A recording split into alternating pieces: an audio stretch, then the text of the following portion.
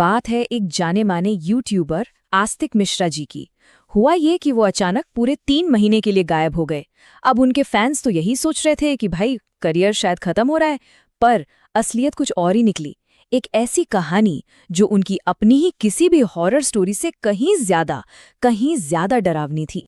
और कहानी की शुरुआत भी एक सवाल से होती है, वही सवाल जो आस्तिक में अपने चाहने वालों से पूछा था, ठीक अपनी आप बीती सुनाने से पहले।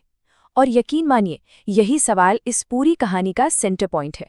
तो आइए उन्हीं के नजरिए से समझते हैं कि आखिर उन 3 महीनों में हुआ क्या था। ये एक ऐसी हकीकत है जो साइंस और विश्वास के बीच की लाइन को बिल्कुल धुंधला कर देती है। सब कुछ शुरू हुआ जनवरी 2025 में। तब तक जिंदगी बिल्कुल सही चल रही थी। एक सपना पूरा हो रहा था, लेकिन शायद उसी के साथ कुछ बहुत ही अजीब घटनाओं की नींव भी रखी जा रही थी। ये सब शुरू होता है गांव की एक विजिट से।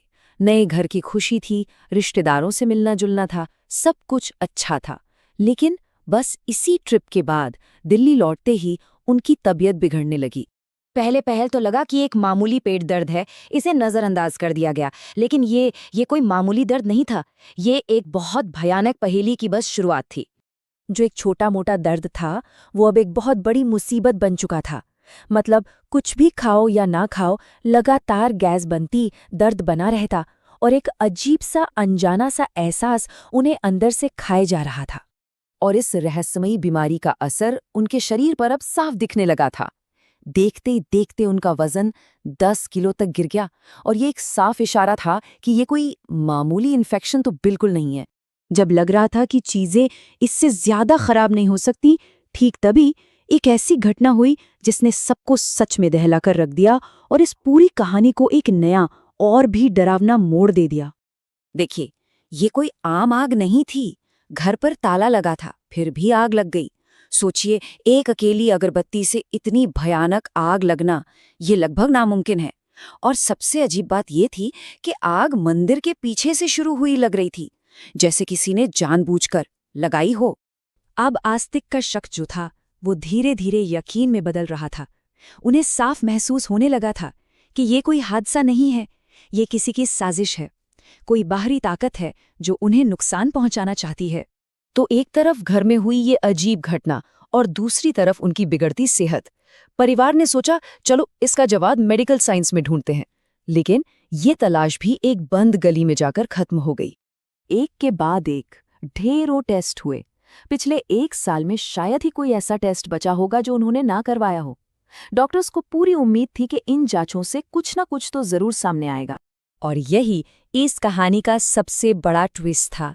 एक तरफ शरीर में इतने गंभीर लक्षण थे, और दूसरी तरफ साइंस कह रहा था कि सब कुछ बिल्कुल ठीक है। डॉक्टर्स के पास कोई जवाब नहीं था।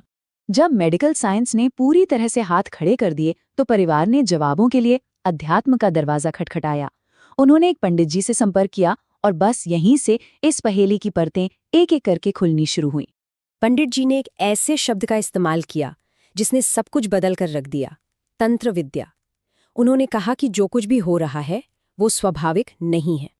और ये वो खुलासा था जिसने पूरी तस्वीर साफ कर दी। पंडित जी के मुताबिक घर के मंदिर में लगी आग और आस्तिक की रहस्यमयी बीमारी, ये दोनों अलग अलग चीजें नहीं हैं। ये एक ही साजिश का हिस्सा हैं जिसे तंत्र विद्या के जरिए अंजाम दिया गया था। तो अब आस्तिक 2 बिल्कुल अलग अलग सच्चाइयों के बीच में खड़े थे। एक तरफ मेडिकल साइंस था जिसके पास कोई जवाब नहीं था, और दूसरी तरफ एक आध्यात्मिक दुनिया का नजरिया था जो हर घटना को एक दूसरे से जोड़ रहा था। पंडित जी से जवाब तो मिल गया था, लेकिन लड़ाई अभी खत्म नहीं हुई थी। सच कहूं तो ये तो बस एक नए तरह के संघर्ष की शुरुआत थी। पूजा पाठ और झाड़ा लगवाने से आराम तो मिलता, पर यह आराम बस कुछ वक्त के लिए होता। कुछ समय बाद प्रॉब्लम फिर से लौट आती। ये एक ऐसा चक्र बन गया था जिसमें वो आज भी फंसे हुए हैं। इस 14 महीने लंबे संघर्ष ने उनकी सेहत और करियर दोनों पर बहुत गहरा असर डाला है। वो अभी भी पूरी तरह से ठीक नहीं हुए हैं और रोज दवाइयां ले रहे हैं। और सबसे ज्यादा असर उनके पैशन पर पड़ा है। सोचिए, जो इंसान दूसरों को डरावनी कहानियां सुनाने के लिए जाना जाता था, आज उसकी खुद की कहानी ने उसे इस कदर तोड़ दिया है कि अब अकेले कमरे में बैठकर रिकॉर्ड करने की भी हिम्मत नहीं होती। आस्तिक की कहानी का कोई फाइनल एंडिंग नहीं है। ये एक लड़ाई है जो अब भी जारी है। उन्होंने अपनी आपबीती साझा की, किसी समाधान के लिए नहीं, बल्कि अपने चाहने वालों के सहारे और उनकी दुआओं के लिए। ये कहानी हमें एक बहुत ही गहरे सवाल के साथ छोड़ जाती है। जब तर्क और विज्ञान के सारे दरवाजे बंद हो जाएं, तो क्या विश्वास ही एकमात्र रास्ता बचता है?